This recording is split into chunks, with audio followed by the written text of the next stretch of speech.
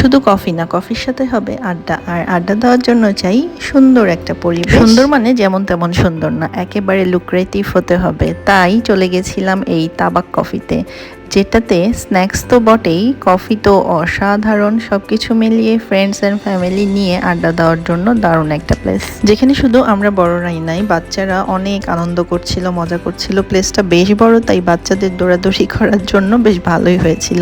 আর যেহেতু আমরা একটু রাত করে গিয়েছিলাম, তাই মোটামুটি ফাঁকাই ছিল। এটা সচরাচর এতটা ফাঁকা থাকে না, তাই এই গরমে স্বস্তির সাথে আড্ডা দেওয়ার জন্য এই প্লেসটা তো বেছে নিয়েছিলামই। আর সেখানকার মজার মজার কিছু আইটেমও আমরা অর্ডার দিয়েছিলাম, যেমন watermelon juice, cold coffee, cheese কেকটা অনেকই মজা ছিল। আরেকটা ছিল ওটস কেক। সেই সবগুলো এত বেশি টেস্টি ছিল যে আসলে না খেলে বোঝাই যাবে না। তো প্লেস অ্যান্ড ফুড সব কিছু মিলিয়ে জায়গাটা অসাধারণ। Thanks for watching. আল্লাহ হাফেজ।